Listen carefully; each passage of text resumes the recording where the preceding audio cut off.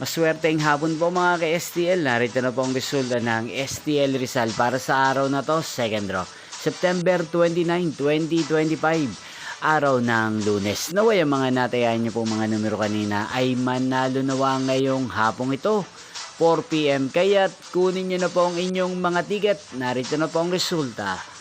Ang mga numerong nanalo sa STL Rizal ngayong hapong ito, September 29, 2025.